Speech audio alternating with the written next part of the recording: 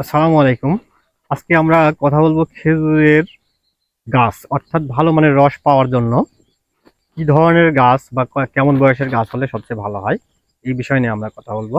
আমরা যে কথাগুলো আপনাদের সাথে শেয়ার করি খেজুরের বিভিন্ন গাছ বা রস, গুড়, আসলে এগুলো সব কিছু কিন্তু রিয়েল। এবং এই খেজুরের রস গুড় তৈরি করার জন্য যা যা প্রয়োজন হয়, আমরা যে সব সমস্যাগুলো ফেস করি সেই সব কথাগুলো কিন্তু আমরা এখানে শেয়ার করে থাকি। তাই আমাদের চ্যানেলটা অবশ্যই সাবস্ক্রাইব করবেন যদি খেজুরের গুড় বা রস সম্পর্কে অধিক পরিমাণে জানতে চান।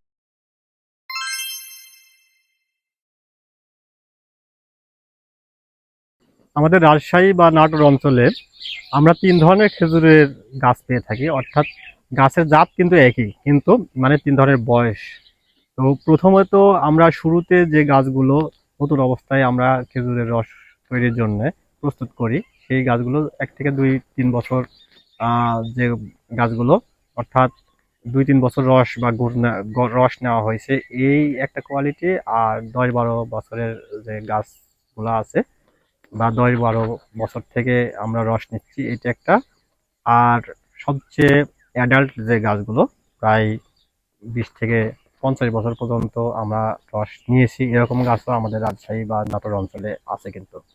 তো এই যে তিন ক্যাটাগরির আমাদের অঞ্চলে আর কি খেজুরের গাছ আমরা যেগুলো থেকে রস সংগ্রহ করি, এই তিন ক্যাটাগরির গাছের মধ্যে সব থেকে ভালো মানের রস এবং বেশি পরিমাণে রস পাওয়া যায় মাঝারি যে বয়সের গাছটা, অর্থাৎ বলা যায় যে একটা যৌবনপ্রাপ্ত গাছ, এরকম গাছ থেকে।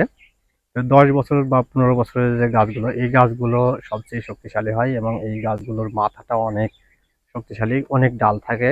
এই গাছ থেকে প্রচুর পরিমাণে রস পেয়ে থাকি আমরা, এবং এই রস থেকে গুড়ের মানটাও মোটামুটি মাঝারি বা ভালো মানের গুড় বা রস পাওয়া যায়। আর সবচেয়ে অ্যাডাল্ট যে গাছটা প্রায় 40-50 বছর আমরা রস পেয়েছি, এরকম যে গাছগুলো, এই গাছ থেকে যে রসটা হয় এই রসটা পরিমাণে কম হয়, কিন্তু গুণের পরিমাণ আবার একটু বেশি হয়। ঠিক আছে, এই গাছগুলো দীর্ঘদিন রস দিতে দিতে তাদের যে একটা বয়স হয়ে গেছে, যার কারণে এই গাছগুলো থেকে রস কম পাওয়া যায়। আর সবচেয়ে যে ছোট গাছগুলো আছে, এই গাছগুলো থেকে আমাদের যে রসটা হয় এই রসের কোয়ালিটিটা একটু কম হয়। তার কারণ হচ্ছে যে গাছের বয়স কম। আর এই যে কম কোয়ালিটির কারণে এই রস যদিও বেশি হয়, এই রসটা জ্বালানোর জন্য আমাদের যে জ্বালানি খরচটা একটু বেশি হয়ে থাকে আর কি ছোট গাছ থেকে। তো সবচেয়ে ভালো মানের যে রসটা বা ভালো মানের যে গুড়টা, এটা পাওয়ার জন্য মাঝারি বয়সের গাছগুলো হলেই ভালো হয়। আর বিশেষ করে আমাদের রাজশাহী নাটোরের যে খেজুরের গাছগুলো আছে, এই গাছগুলো থেকে আমরা যে মানে রস পাই, আশা করি মনে হয় না যে বাংলাদেশে আর কোথাও এ ধরনের রস পাওয়া যায়। তার কারণ আমাদের এই অঞ্চলের যে খেজুরের গাছের মাথা আর অন্যান্য অঞ্চলের যে খেজুরের গাছের মাথা, সেটা কিন্তু অনেকটা তফাৎ। সেটা দেখলেই বুঝতে পারবেন, আমাদের ভিডিওতে আমরা দেখাচ্ছি। এত গাছের ডাল বা এত পাতা সমৃদ্ধ গাছ আমরা আর কোথাও দেখিনি, কোনো ভিডিওতেও দেখিনি।